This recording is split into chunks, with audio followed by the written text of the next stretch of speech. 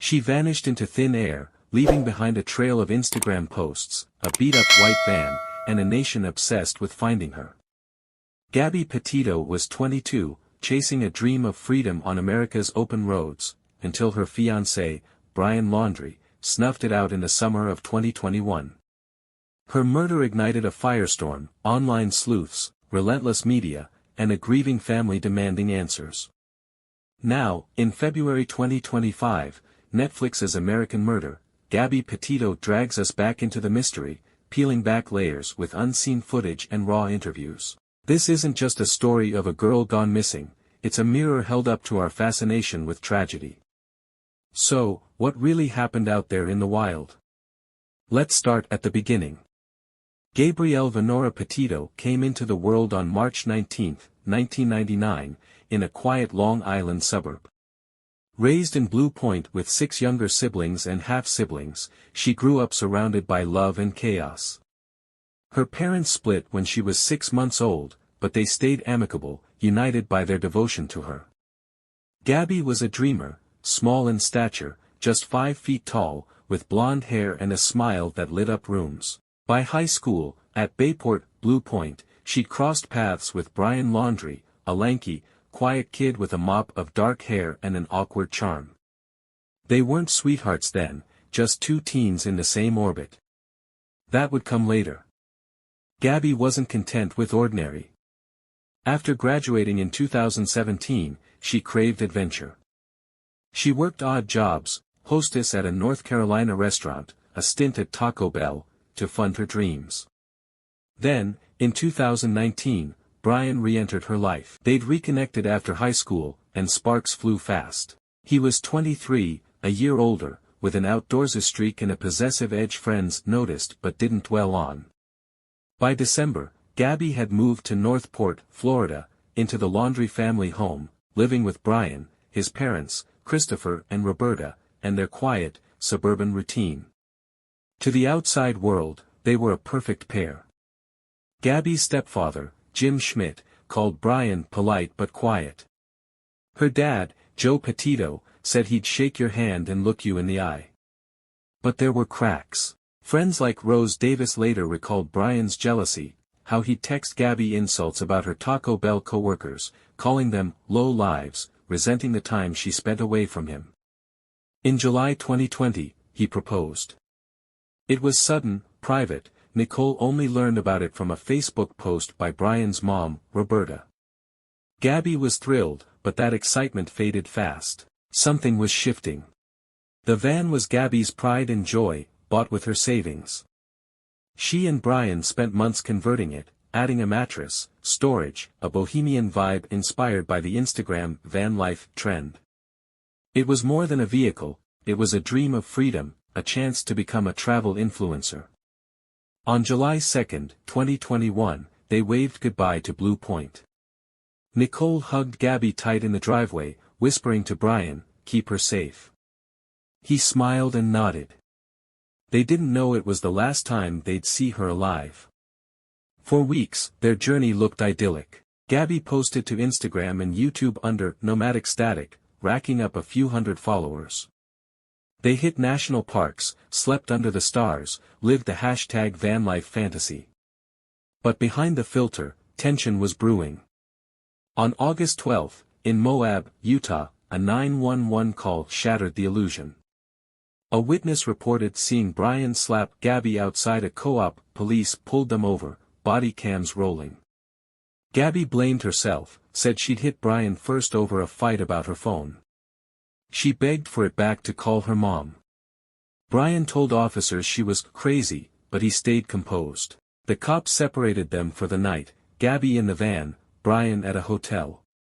No charges were filed. It was a warning sign, missed. 2 weeks later, she'd be dead. By late August, they'd reached Grand Teton National Park. Gabby FaceTimed her mom on August 24, excited about Wyoming's beauty. Then, silence. Her texts grew odd, short, vague. On August 27, witnesses saw them fighting at Mary Piglet's restaurant in Jackson.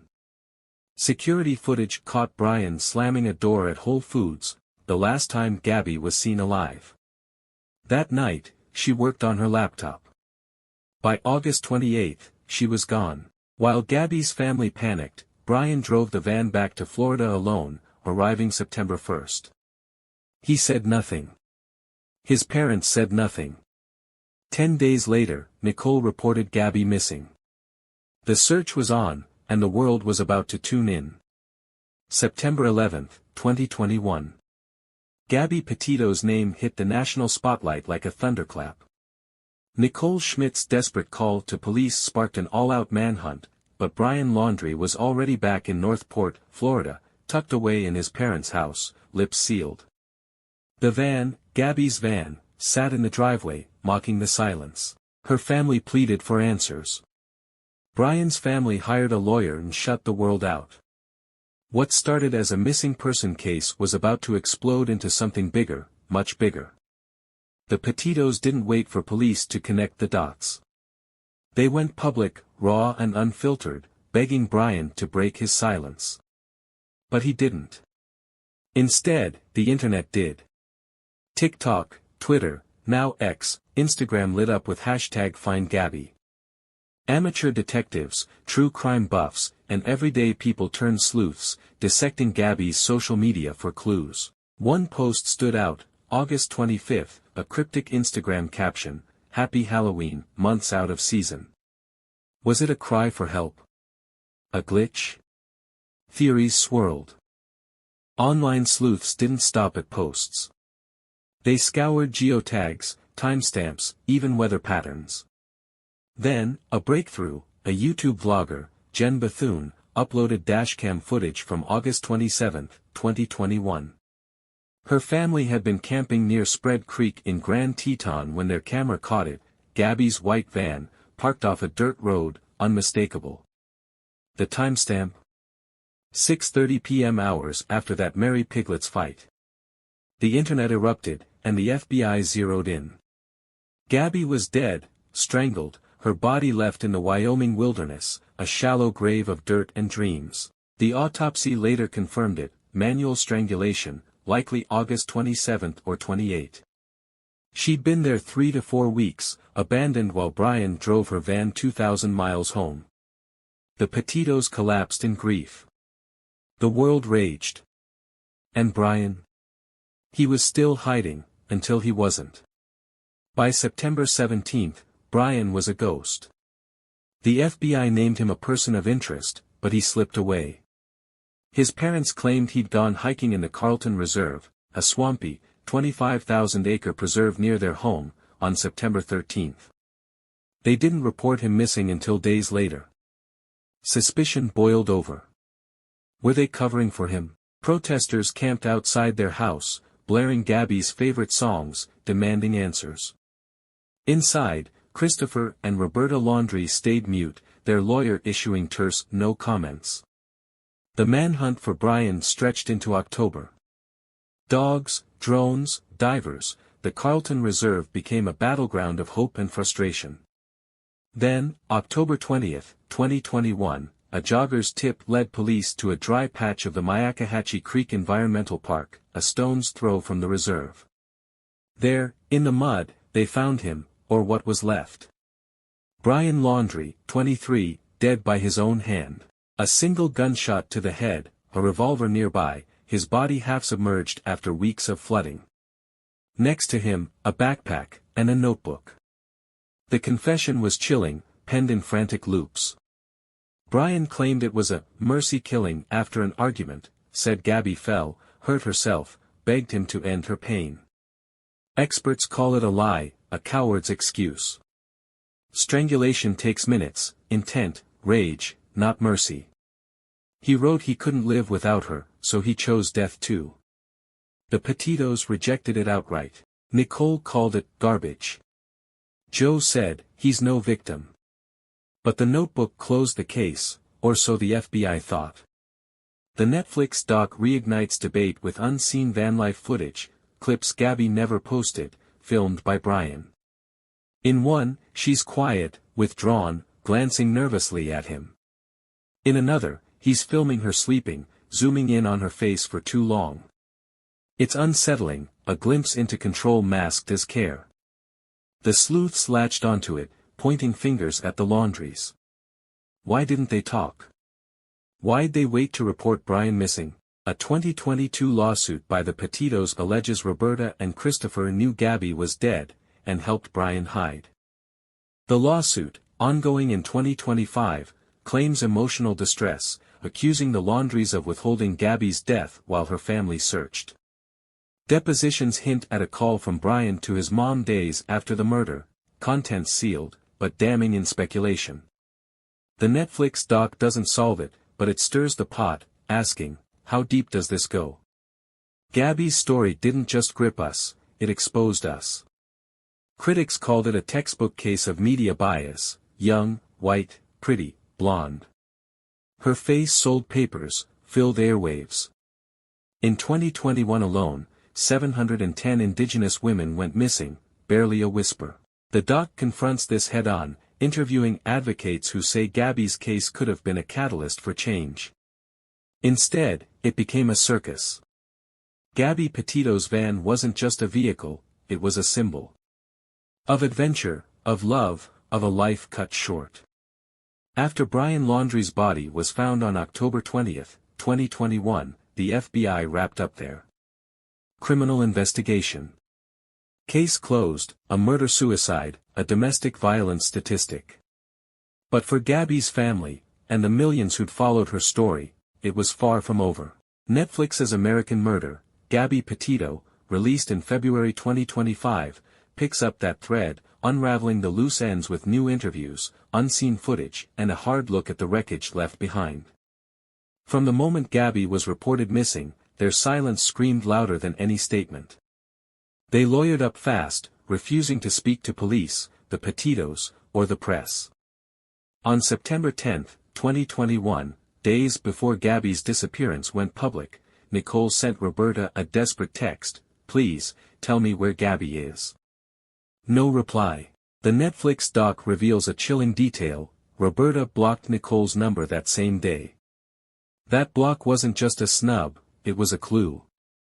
The Petitos believe the laundries knew Gabby was dead long before her body was found. Brian had driven home alone in her van on September 1, after all. What did he tell them? In his notebook, he confessed to the killing, but online sleuths and Gabby's family point to a gap: the laundry's actions don't add up. Why didn't they call the police? Why wait 4 days to report Brian missing after he vanished into the Carlton Reserve? The public smelled a cover-up. X posts tagged #LaundryLiars trended for weeks. Theories ranged from wild, they helped Brian fake his death, to plausible, they knew and let him run.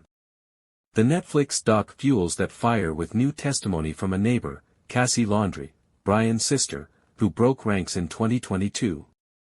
She claimed she hadn't spoken to her parents since the ordeal began, hinting at a family rift. Cassie's words opened a door, but it was the Petitos' civil lawsuit that kicked it wide open. Filed in 2022 against Christopher and Roberta Laundrie, the suit alleges intentional infliction of emotional distress. The claim: the Laundries knew Gabby was dead, and that Brian killed her, while her family searched in agony. Depositions, partially unsealed by 2025, hint at a phone call Brian made to his parents around August 29, 2021, right after Gabby's death. What he said remains under wraps, but the Petitos' lawyer, Patrick Riley, doesn't mince words. The lawsuit still grinding through Florida courts in 2025, delayed by legal wrangling and the laundry's steadfast no comment. But the doc doesn't stop at speculation, it drops a bombshell: a never-before-seen letter from Roberta Laundrie to Brian, found in his backpack after his death. Dated before the trip, it's cryptic, unsettling. Was it a joke? A dark coincidence? The Petitos call it proof of complicity. The laundry's lawyer, Stephen Bertolino, dismisses it as misinterpreted family banter. Either way, it's a gut punch, a glimpse into a dynamic that's haunted this case from the start. The doc lets it hang there, unanswered, daring us to decide. Beyond the laundries, American Murder, Gabby Petito wrestles with a bigger shadow: the media machine. Gabby's story wasn't just news, it was a phenomenon. By October 2021, her name had racked up 2.5 billion TikTok views. Cable networks ran her face on loops. Why? The doc turns the lens on us, interviewing sociologist Dr. Janine Turner. Gabby fit a narrative: young, white, pretty, a social media darling. It's what we call missing white woman syndrome.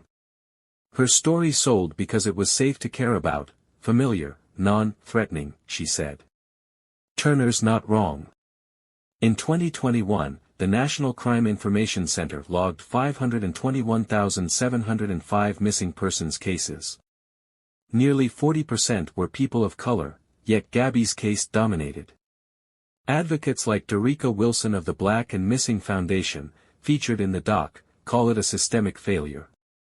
The Netflix doc doesn't shy away from this critique, weaving in stats and voices that demand reckoning. But it also celebrates Gabby's light, her art, her laugh, her wanderlust. New footage shows her sketching Wyoming's Tetons, unaware it'd be her last view. It's a knife twist of what could have been. The foundations raised thousands, funded searches, pushed laws like the 2023 Gabby's Law for better police training on domestic violence.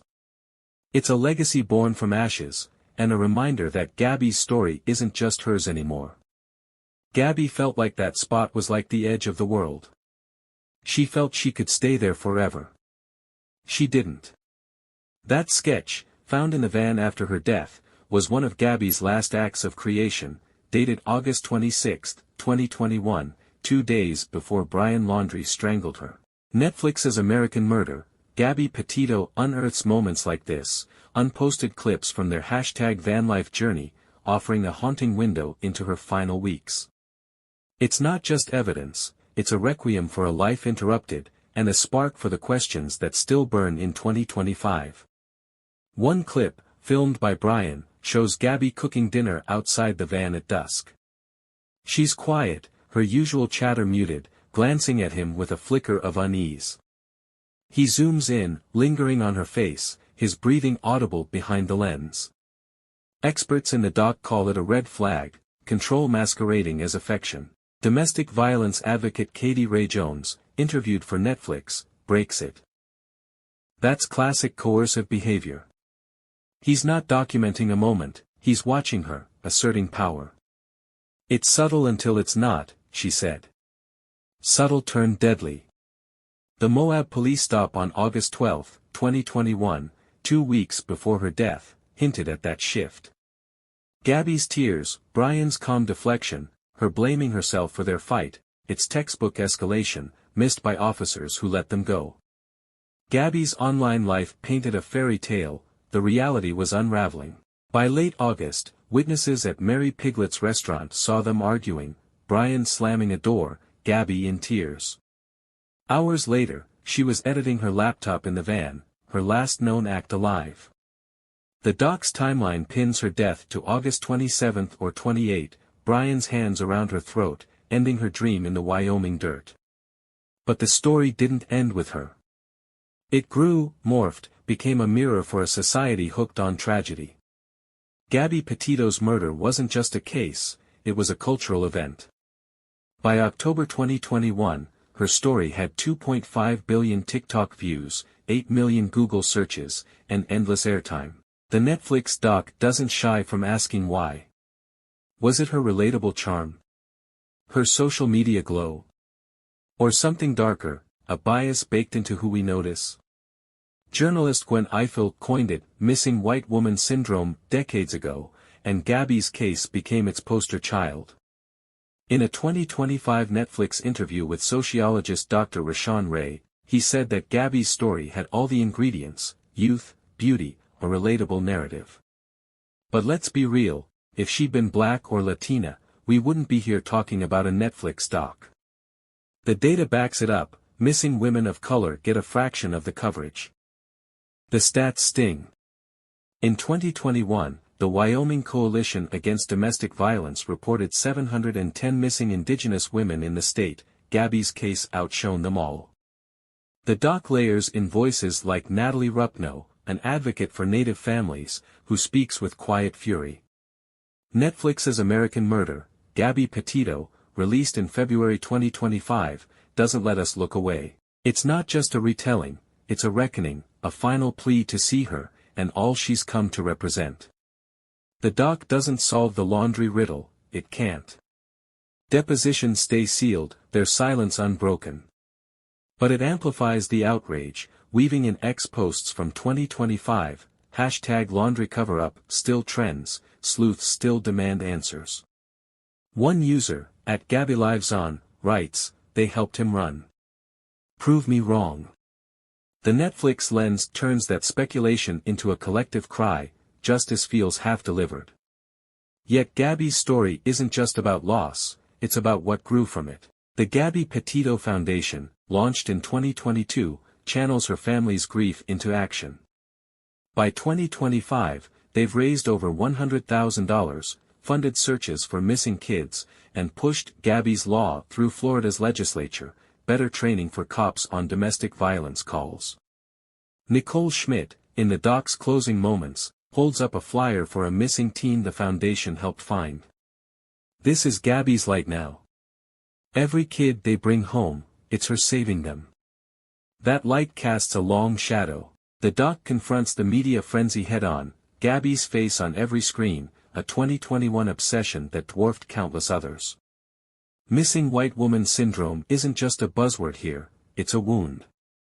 The filmmakers layer in stats: 34% of missing persons in 2021 were black, 19% Hispanic, yet Gabby's case got 70% of the airtime. Advocate Natalie Rupno returns, her words a quiet plea. The Netflix doc ends where it began, with Gabby. Not the victim, but the girl, her sketches, her laughter, her wild heart. The final shot lingers on that Wyoming wildflower, a drone pulling up to reveal the vastness she loved. Her voice, from an unseen clip, whispers over the wind, I want to see everything, the stars, the places no one else goes. She didn't get to. But we see her now, in the fight for justice, in the push for change, in the echoes of a story that won't fade. American Murder, Gabby Petito isn't just a documentary, it's a call. To remember her. To question us. To keep looking for the lost.